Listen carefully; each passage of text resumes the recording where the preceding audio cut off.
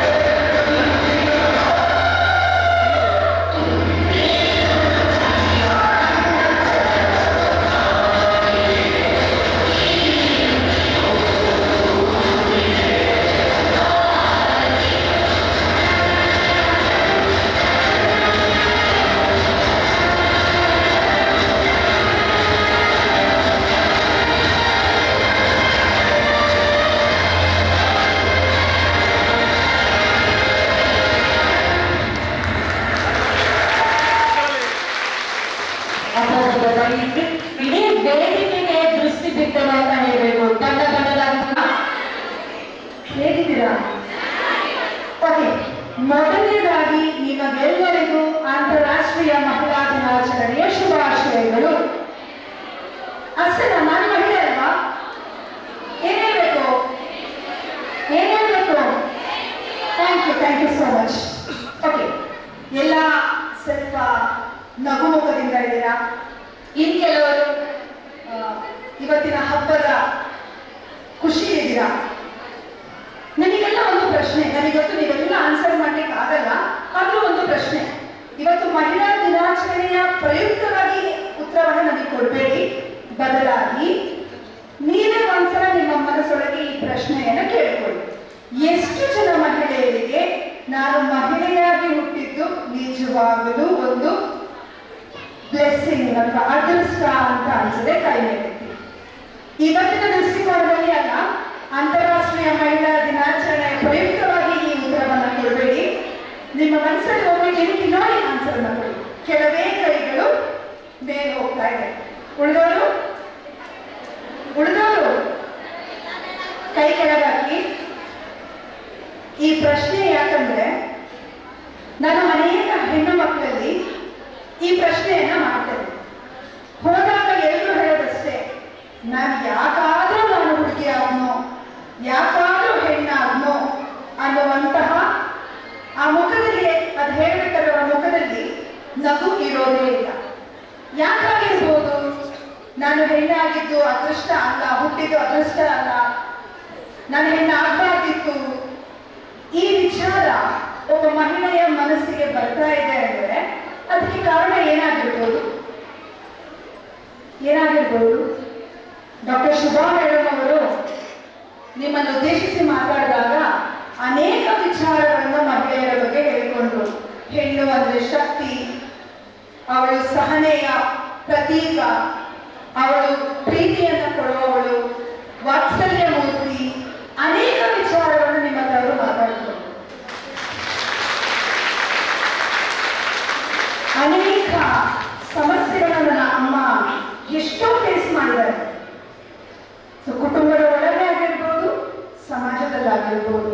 ಸಾಮಾನ್ಯವಾಗಿ ಸಮಾಜದವರು ಮಾತಾಡಿದ್ರೆ ನಾವು ಕೇರ್ ಮಾಡ್ತೀವ? ಕೇರ್ ಮಾಡಲ್ಲ. ಆದ್ರೆ ತನ್ನದೇ ಕುಟುಂಬ, ತನ್ನದೇ ಒಳ ಹುಟ್ಟಿದವರು ತನ್ನ ಬಗ್ಗೆ, ತನ್ನ ಮಕ್ಕಳ ಬಗ್ಗೆ ತುಂಬಾ ನಕಾರಾತ್ಮಕವಾಗಿ ಮಾತಾಡಿದ್ರು ಸಹ ಎಲ್ಲೂ ಧೈರ್ಯ ಹೇಳಿದೆ. ನನ್ನ ಅಮ್ಮ ನನ್ನನ್ನಾಗ್ಲಿ ನನ್ನ ತಂಗಿಯನ್ನಾಗ್ಲಿ ಇಂಥ ಒಂದು ಉನ್ನತ ಸ್ಥಾನಕ್ಕೆ ಅವರು ರೀಚ್ ಮಾಡಿಸಿದ್ದಾರೆ. ಈ ಸಂದರ್ಭದಲ್ಲಿ ನಾನು ಅವ್ರನ್ನ ನೆನೆಸ್ಕೊಳ್ತೀನಿ. ಅವ್ರ ಜೊತೆ ಇದ್ದಾರೆ, ಅವರಿಗೇನೂ ಆಗಿಲ್ಲ. ನಾನು ಮಾಸ್ಟರ್ಸ್ ಮುಗಿಸಿದ್ದೀನಿ, 14 ವರ್ಷದಿಂದ ಟೀಚಿಂಗ್ ಪೊಸಿಷನ್ ಅಲ್ಲಿ ಇದ್ದೀನಿ. ನನ್ನ ತಂಗಿನೂ M.Com ಮುಗಿಸಿ ಅವಳು ಟೀಚಿಂಗ್ ಪೊಸಿಷನ್ ಅಲ್ಲೇ ಇದ್ದಾರೆ. ನಾನು ನಿಮಗೆ ಫಸ್ಟ್ ಒಂದು ಕ್ವಶನ್ ಕೇಳಿದೆ ಅಲ್ವಾ, ಎಷ್ಟು ಜನರಿಗೆ ಮಹಿಳೆಯಾಗಿ ಖುಷಿ ಅನಿಸುತ್ತೆ ಅಂತ ಹೇಳಿ. ಇದೇ ಕಾರಣಕ್ಕೆ ನಾನು ಕೇಳಿದೆ. ಸೊ ಅನೇಕ ಸಮಸ್ಯೆಗಳು ನಮ್ಮ ಜೀವನದಲ್ಲಿ ಬಂದರೂ ಸಹ ಎಲ್ಲರೂ ಧೈರ್ಯ ಬೆಳೆದು ನಾವು ಬದುಕಬೇಕಾಗಿದೆ. ಪ್ರಸ್ತುತ ಸಮಾಜವನ್ನು ನೀವು ನೋಡ್ತಾ ಇದ್ದೀರಾ, ಅಲ್ಲಿ ಮಹಿಳೆಯರು ಸೇಫ್ ಆಗಿದಾರ? ಅವಳು ಶಿಕ್ಷಣ ಪಡೆದಿರೋ ಮಹಿಳೆ ಆಗಿರಲಿ ಅಥವಾ ಶಿಕ್ಷಣದಿಂದ ದೂರ ಇರುವ ಮಹಿಳೆಯಾಗಿರಲಿ, ಇಬ್ಬರೂ ಸಹ ಸಮನಾದ ಸಮಸ್ಯೆಯನ್ನ ಈಗಿನ ಪ್ರಸ್ತುತ ಸಮಾಜದಲ್ಲಿ ನಾವು ಕಾಣ್ತೇವೆ. ಸೊ ನೀವು ಬಸ್ಸಲ್ಲಿ ಹೋಗುವಾಗ ನಿಮಗೆ ಸೇಫ್ಟಿ ಇಲ್ಲ ಇದೆಯಾ?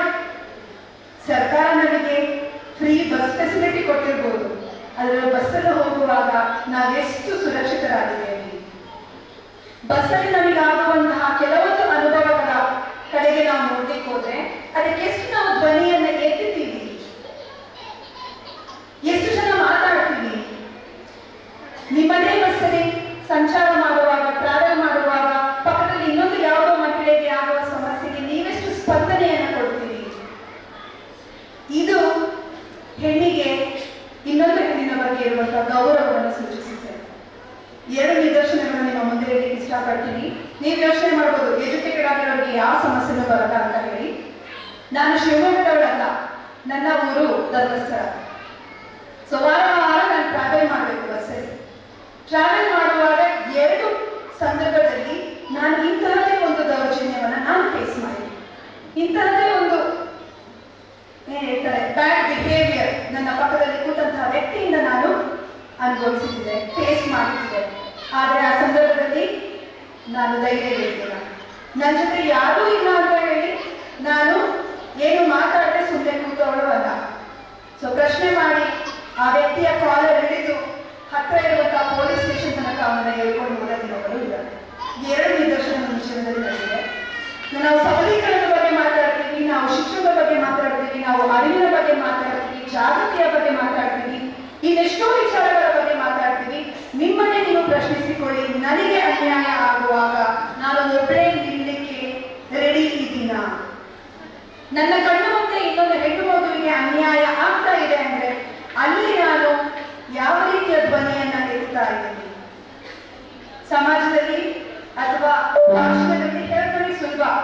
ನೀವು ಸದೃಢರಾಗಬೇಕು, ನಿಮ್ಮಲ್ಲಿ ಶಕ್ತಿ ಇದೆ, ನೀವು ಇನ್ನೂ ಬೆಳೆಯಬೇಕು, ಹಲವಾರು ಯೋಚನೆಗಳ ಬಗ್ಗೆ ನಾವು ಮಾತಾಡ್ತೀವಿ.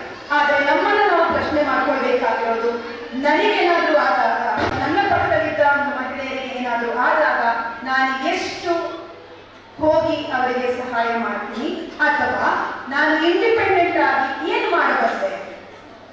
ಗುಂಪಲ್ಲಿದ್ದಾಗ ಸುಲಭ, ಒಬ್ಬರೇ ಇದ್ದಾಗ ಈಸಿನ ಆ ಎಲ್ಲ ಸವಾಲುಗಳನ್ನು ಮೆಟ್ಟಿ ನಿಲ್ಲುವಷ್ಟು ನಾನು ಅಭಿವೃದ್ಧಿ ಆಗಿದ್ದೇನೆ.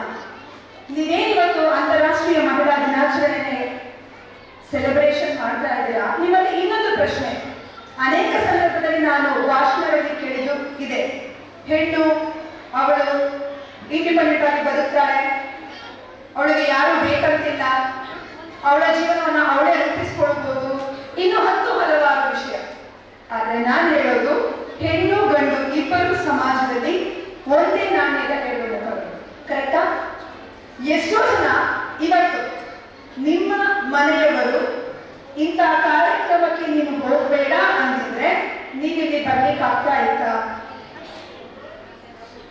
ಸಮಾಜದಲ್ಲಿ ಹೆಣ್ಣು ಮಾತ್ರ ಅಲ್ಲ, ಅದರ ಜೊತೆ ಗಂಡಿಗೂ ಸಮಪಾಲು ಇದೆ. ನಾವಿಬ್ಬರು ಸಮಾನರು ಅನ್ನೋದಕ್ಕೆ ಇದೆ ಅರ್ಥ.